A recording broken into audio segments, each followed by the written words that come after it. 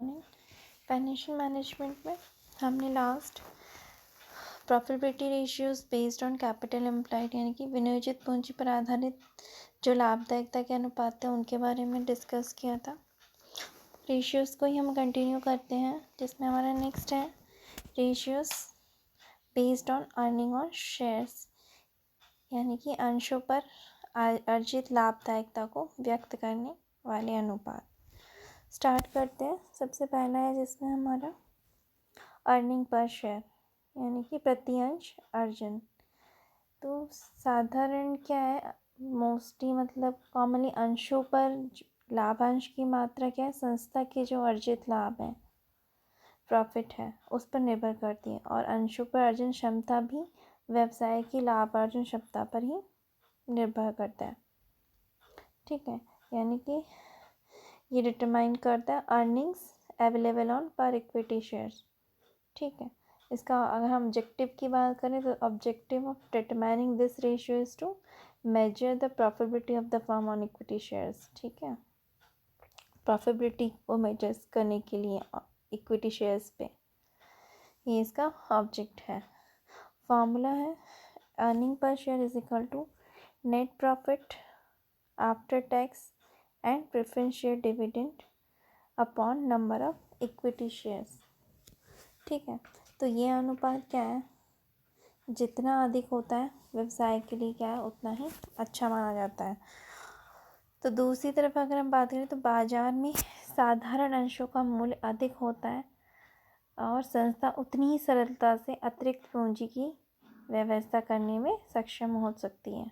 ठीक है, ये हमारा हो गया earning per share ratio, net profit after tax and preference share dividend upon number of equity shares. Next है इसमें हमारा प्राइस अर्निंग रेशियो।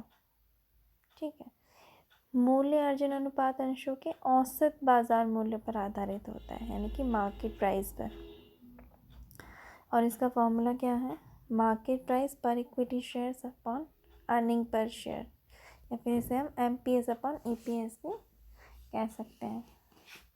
ये क्या करता है कि भाई हमें it's helpful in predicting the market price of equity shares at some future dates. ठीक है, भविष्य की कुछ तिथियों पे कि भाई इन इक्विटी शेयर्स की मार्केट वैल्यू, मार्केट प्राइस क्या होगी, उसे प्रिडिक्ट करने में मदद करता है।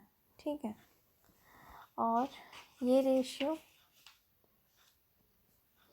मतलब जो ये मूल्य अर्जन अनुपात है संस्था की प्रगति और प्रति आधारित आय के संबंध में प्रबंध की नीति और बाजार में संस्था की वित्तीय स्वतंत्रता के प्रति विश्वास की अत्यधिक प्रभावित होता है।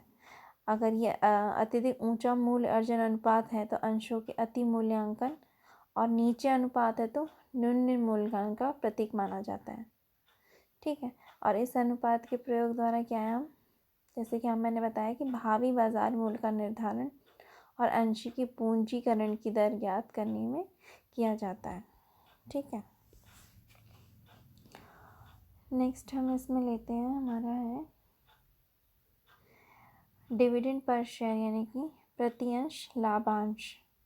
ठीक है, डिविडेंड पर शेयर तो प्रति अंश अर्जन इस बात को बताता है कि संस्था के प्रति अंश पर कितना लाभ अर्जित किया जा रहा है ना, कि किया है संस्था द्वारा। इस प्रकार अर्जित जो क्या बोलते हैं, संस्था द्वारा इस प्रकार जो अर्जित संपूर्ण जो लाभ है उनको लाभांश के रूप में वितरित नहीं किया जाता, बल्कि लाभों के एक हिस्से को संस्था के लिए रोक लिया जाता है, यानी कि रिटेन अर्निंग्स जिसे हम कहते हैं उसे रोक लिया जाता है। तो लाभांश के रूप में वितरित किए जाने वाले लाभों की राशि में समता अंशों की कुल संख्या का भाग देके प्रति अंश लाभांश को हम ज्ञात करते हैं। डिविडेंड पर शेयर का फॉर्मूला क्या है, dividend paid to equity shareholders upon number of equity shares outstanding.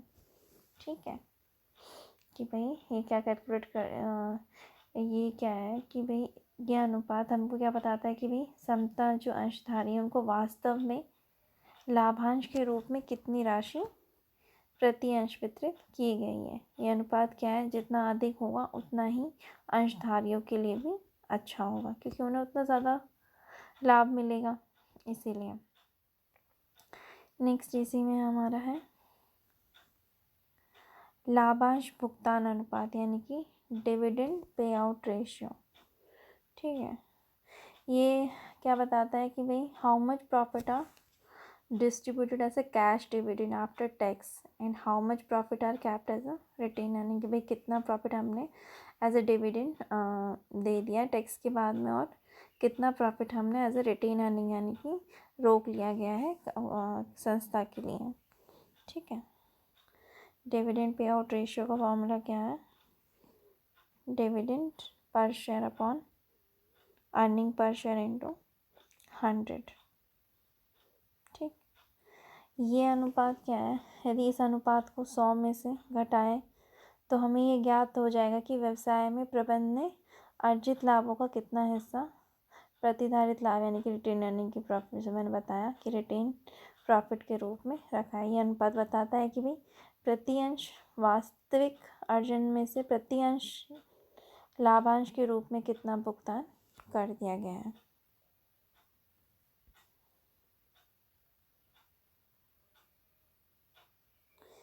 फिर है हमारा डिविडेंड यील्ड रेशियो, लाभांश प्रतिफल अनुपात। तो प्रतिफल को यहाँ क्या है? लाभांश प्रतिफल यानी कि डिविडेंड यील्ड कहना ज़्यादा सही माना गया है। ये क्या है? वर्ष के दौरान में घोषित लाभांश पर आधारित होता है, जिसका फॉर्मूला क्या है? Dividend yield ratio is equal to dividend per share upon market price per share into 100। ठीक है, और ये क्या है? अंशों के पर प्रतिफल की तुलना मोस्टली क्या ऋण पत्रों पर ब्याज एवं अन्य विनियोग पर प्रत्याश से की जाती है, लेकिन ऐसा करना क्या उचित नहीं है। क्यों? कि जो ऋण प्रतिधारी हैं उनमें से क्या उनके हिस्से से संबंधित सारा ब्याज चुका दिया जाता है, जबकि अंशधारियों को लाभ अंश के रूप में सारी अर्जन बांटी नहीं जाती। कुछ जो अर्जन है वो प्रतिधारित अर्जनों के रूप में रोक ली जाती है।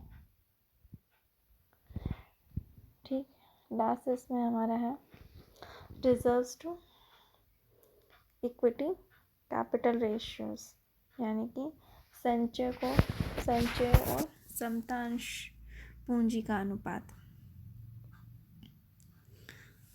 तो ये अनुपात क्या है? संस्था की लाभ वितरण नीति की जानकारी प्रदान करता है ना, और इससे संचयों की राशि में समतांश पूंजी की राशि का भाग देकर ज्ञात करते हैं। यानी कि फॉर्मूला क्या है इसका? Reserves to equity capital ratio is equal to reserves upon equity share capital. ठीक है, ये क्या है? ये रेशियो हमें क्या है?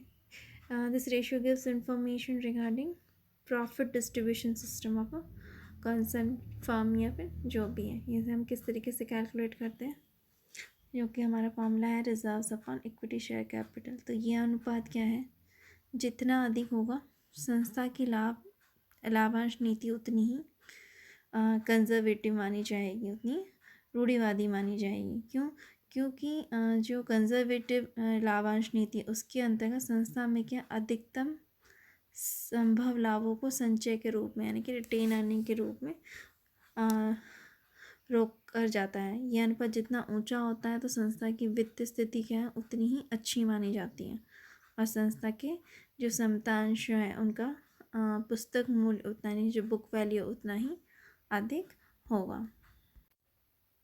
ठीक है, यानी कि हायर रेशियोज रिवील्स कि that concerns dividend policy is conservative. क्यों? Because under conservative dividend policy क्या होता है? The maximum amount of profit are capped as a reserve.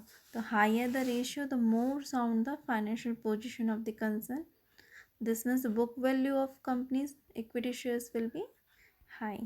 तो ये हमारे रेशियोज हो गए, अनुपात हो गई, जो कि अर्निंग और शेयर्स पे हैं, जिसमें सबसे पहले अर्निंग पर शेयर्स है, then price earning ratio P ratio, फिर dividend per ratio, then dividend pay out ratio, and next dividend yield ratio, और लास्ट हमारा reserves to equity capital ratios.